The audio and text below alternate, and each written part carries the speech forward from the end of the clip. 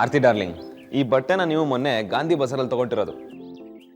ಹೇಗೆ ಲಕ ಲಕ ಅಂತ ಮಿಂಚ್ತಾ ಇದೆ ಅಲ್ವಾ? ಹೇಗಿದೆ ನಮ್ಮ ಔಟ್ಫಿಟ್?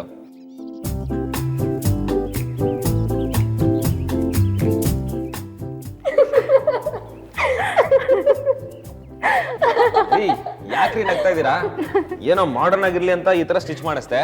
ಸ್ಟಿಚ್ ಮಾಡೋ ಪುಣ್ಯಾತ್ಮ ಕಾಣ್ಬಾರ್ದ ಜಾಗದಲ್ಲಿ ಏನಾದ್ರು ಖಾಲಿ ಬಿಟ್ಟು ಬೇರೆ ಕಡೆ ಏನಾದ್ರು ಸ್ಟಿಚ್ ಮಾಡ್ಬಿಟ್ಟಿದಾನ ಹೇಗೆ?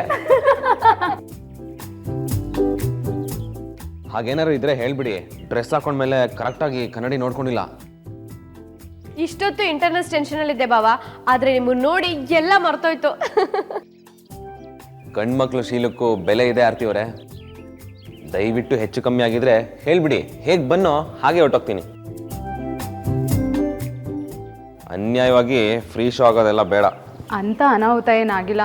ನೀವು ಹೊಲ್ಸಿರೋ ಬಟ್ಟೆ ನೋಡಿ ನಗು ತಡ್ಕೊಳಕ್ಕಾಗ್ತಿಲ್ಲ ಅಲ್ವಾ? ನನಗೂ ಹಂಗೆ ಅನಿಸ್ತು.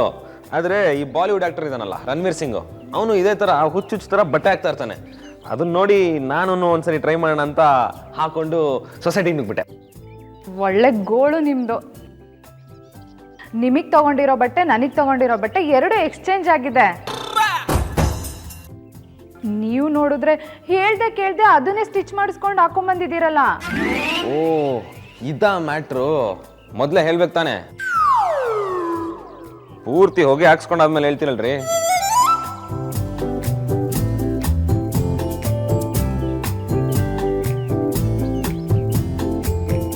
How dare you? ನನ್ನ ಹತ್ರ ಇಂಟರ್ವ್ಯೂ ಬರ್ತೀಯಾ? Why sir, what happened? ನಿನಗೇನು ಗೊತ್ತೇ ಇಲ್ಲ ಅಲ್ಲ? ಹೌ ಅನ್ಪ್ರೊಫೆಷನಲ್ ಆಗಿ ಮಾಡೋದೆಲ್ಲ ಮಾಡಿ. ಬಾಸ್, ಅವಳನ್ನ ರೊಚ್ಚಿಗೆ ಇಳಿಸ್ಬಿಡಿ ಬಾಸ್. ಅವಳ ಹತ್ರ ಗನ್ನಿದ್ರು ಇರ್ಬೋದು. ನಿಮ್ಮನ್ನ ಸಾಯ್ಸಕ್ಕೆ ಅಂತ ಬಂದಿರೋಳು, ನಾನು ಅದನ್ನ ನೋಡಿದ್ದೀನಿ ಅಂತ ನನ್ನನ್ನು ಹೊಗೆ ಹಾಕ್ಸ್ಬಿಟ್ರೆ ಕಷ್ಟ ಬಾಸ್.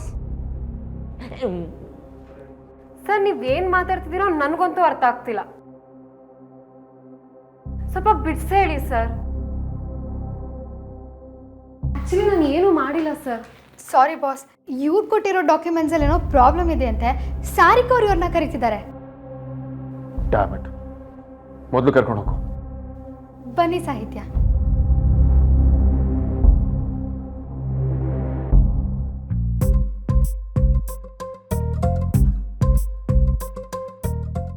ಹಬ್ಬ ಬದುಕೊಂಡೆ. ಅಲ್ಲ, ಬದುಕೊಂಡ್ವಿ ಅಂದೆ. ಅಮ್ಮಿಗೆ ಯಾಕೆ ಇಷ್ಟು ಟೆನ್ಷನ್ ಆಗಿದೆಯಾ?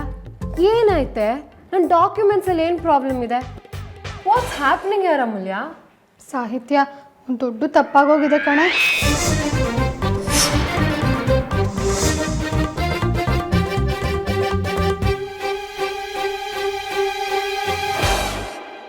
ಅದೆಲ್ಲ ಸರಿ ಅಮೂಲ್ಯ, ಬಟ್ ನೀವು ಯಾಕೆ ನನ್ನ ಫೋಟೋನೇ ತಗೊಂಡ್ರಿ? ಗೂಗಲ್ನಲ್ಲಿ ಬೂತ್ ಕನ್ನಡಿ ಹಾಕಿ ಸರ್ಚ್ ಮಾಡಿ ಐಡೆಂಟಿಟಿನೇ ಇಲ್ದಿರೋ ಹುಡುಗಿ ಫೋಟೋನ ಡೌನ್ಲೋಡ್ ಮಾಡೋಷ್ಟು ಟೈಮ್ ಇರಲಿಲ್ಲ ಸಾಹಿತ್ಯ. ಅಷ್ಟಕ್ಕೂ ನೀನು ವಾಪಸ್ ಬೆಂಗಳೂರಿಗೆ ಬಂದಿದ್ಯಾ ಅಂತ ನನಗೆ ಅನ್ಕೊಂತಿತ್ತು. ಅದಕ್ಕೆ ನನ್ನ ಫೋಟೋ ಕಳಿಸ್ಬಿಟ್ರಾ? ನೀನು ಹೇಗಿದ್ರು ಸೋಷಿಯಲ್ ಮೀಡಿಯಾದಲ್ಲಿ ಬೇರೆ ಇಲ್ಲ. ಅವನ ಬುದ್ಧಿ ಉಪಯೋಗಿಸಿ ನೀನು ಫೋಟೋ ಸರ್ಚ್ ಮಾಡಿದ್ರು ಗೊತ್ತಾಗಲ್ಲ ಅಂತ ಹಿಂಗೆ ಮಾಡಿದೆ. ಆದರೆ ಎಲ್ಲ ಎಡ್ವರ್ಟಾಗಿ ಕೂತಿದೆ. ಅಷ್ಟೊಂದು ಟೆನ್ಷನ್ ಮಾಡ್ಕೋಬೇಡಿ, ನಾನು ಹೇಗೋ ಮ್ಯಾನೇಜ್ ಮಾಡ್ತೀನಿ ಬಿಡಿ. ಹೇಗೆ ಮಾಡ್ತೀಯಾ? ನಿಂಗೆ ಇನ್ನೂ ಅವನ ಬಗ್ಗೆ ಗೊತ್ತೇ ಇಲ್ಲ. ಹೇಗೋ ಮಾಡ್ತೀನಿ. ಇಷ್ಟೆಲ್ಲ ರಿಸ್ಕ್ ತಗೋಬೇಡ ಸಾಹಿತ್ಯ. ಓವರ್ ಕಾನ್ಫಿಡೆನ್ಸ್ ಒಳ್ಳೇದಲ್ಲ.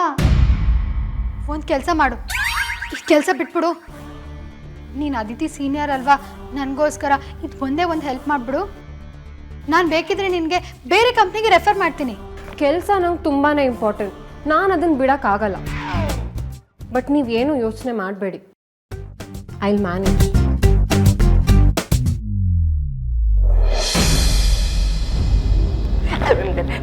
ಮತ್ತ್ಯಾಕಮ್ಮ ಬಂದೆ? ದಯವಿಟ್ಟು ಕಣ್ಣು ಕಾಣಿಸ್ಕೊಂಬಿಡ. ಹೋಗ್ಬಿಡಮ್ಮ, ಹೋಗ್ಬಿಡು.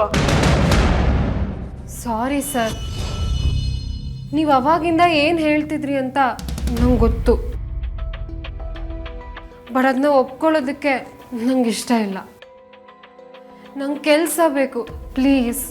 ವಾಟ್ ಕೆಲಸನ? ಏನು ಹುಡುಗಾಟ ಆಡ್ತಿದ್ಯಾ?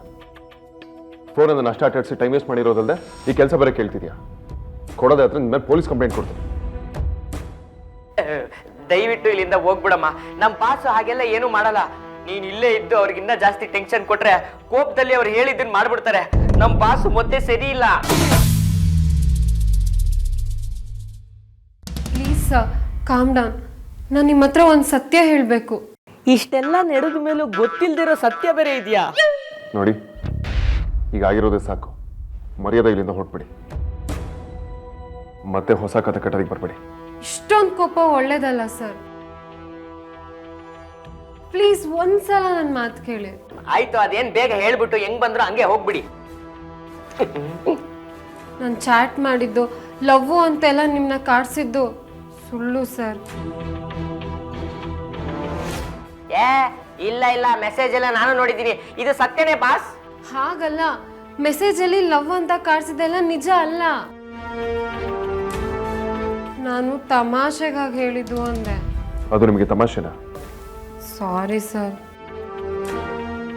ಬಟ್ ನಂಗೂ ನಿಮ್ಮ ಥರ ಈ ಲವ್ವು ಗಿವ್ವು ಎಲ್ಲ ಇಂಟ್ರೆಸ್ಟ್ ಇಲ್ಲ. ಚೆನ್ನಾಗಿ ದುಡಿಬೇಕು, ದುಡ್ಡು ಮಾಡಬೇಕು, ಹೆಸರು ಮಾಡಬೇಕು, ಒಬ್ಳು ಹುಡುಗಿಯಾಗಿ ದೊಡ್ಡದಾಗಿ ಬೆಳಿಬೇಕು ಅಂತೆಲ್ಲ ಕನ್ಸಿಟ್ಕೊಂಡಿದ್ದೀನಿ.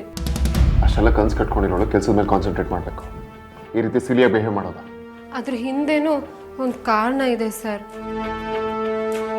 ಡೈರೆಕ್ಟಾಗಿ ನಿಮ್ಮನ್ನ ಕೆಲಸ ಕೊಡಿ ಅಂದರೆ ನಿಮಗೆ ಹುಡುಗಿರಂದ್ರೆ ಆಗಲ್ಲ ಅನ್ನೋ ಕಾರಣದಿಂದ ನೀವು ನನ್ನ ರಿಜೆಕ್ಟ್ ಮಾಡ್ತಾ ಇದ್ರಿ. ಈ ಥರ ಆಟ ಆಡ್ಸಿದ್ರೆ ಕೆಲಸ ಕೊಡ್ತೀನಿ ಅಂತ ಹೇಗೆ ಅನ್ಕೊಂಡ್ರಿ? ಖಂಡಿತ ಅನ್ಕೊಂಡಿರ್ಲಿಲ್ಲ ಸರ್, ಅದೊಂದು ಟ್ರೈ ಅಷ್ಟೇ. ವಿಕ್ಕಿ ಅವರೇ, ಇನ್ನು ಎಷ್ಟೊತ್ತು ಅಂತ ಹೀಗೆ ಕೂತಿರ್ತೀರಾ? ನೀವು ಹೇಗೆ ಬಂದರೂ ಹಾಗೆ ಹೋದರೆ ಏನಾಗ್ಬಿಡುತ್ತೆ? ಏನೋ ಡಿಫ್ರೆಂಟ್ ಆಗಿದೆ ಕಾಸ್ಟ್ಯೂಮು ಅಂತ ನಿಮಗೆ ತೋರ್ಸೋಣ ಅಂತ ಓಡೋಡ್ ಬಂದೆ. ಆದರೆ ನಿಮ್ಮ ರಿಯಾಕ್ಷನ್ ನೋಡೋದ್ಮೇಲೆ ಗೊತ್ತಾಯ್ತು ಇದು ಡಿಫ್ರೆಂಟ್ ಅಲ್ಲ, ಡಿಸಾಸ್ಟ್ರು ಅಂತ. ನೀವು ಬರುವಾಗ ನೋಡಿದವರೆಲ್ಲ ಅದೇ ರೂಟಲ್ಲಿ ಬರ್ತೀರಾ ಅಂತ ಕಾಯ್ತಾ ಇರ್ತಾರಾ? ಏನಾಗಲ್ಲ, ಹೊರಡಿ. ನನಗೂ ಅದೇ ಬೆಟರ್ ಅನಿಸ್ತಿದೆ ಬಾವ. ನಮ್ಮ ಜನಕ್ಕೂ ಟೆನ್ಷನ್ ಜಾಸ್ತಿ. ಇನ್ನೊಬ್ರ ಬಗ್ಗೆ ಗಮನ ಕೊಡೋಷ್ಟು ಪುರ್ಸತ್ ಯಾರಿಗೂ ಇರಲ್ಲ. ಬೆಂಗಳೂರಲ್ಲಿ ಈಗೀಗ ಹೇಗೆ ಬಟ್ಟೆ ಹಾಕೊಂಡ್ರು ನಡೆಯುತ್ತೆ. ಹೇಳೋರಿಲ್ಲ ಕೇಳೋರಿಲ್ಲ. ಅಲ್ಲ, ಹುಡುಗಿ ಡ್ರೆಸ್ ಪೀಸಲ್ಲಿ ಬಟ್ಟೆ ಹೊಲ್ಸ್ಕೊಂಡಿರೋ ಪ್ರಪಂಚದ ಏಕೈಕ ಮಹಾ ಪ್ರತಿಭೆ ಗಂಡಸು ಅಂತ ನಗಲ್ವಾ? ಅಷ್ಟೆಲ್ಲ ಡೀಪಾಗಿ ಯೋಚನೆ ಮಾಡೋದು ಡೌಟೆ.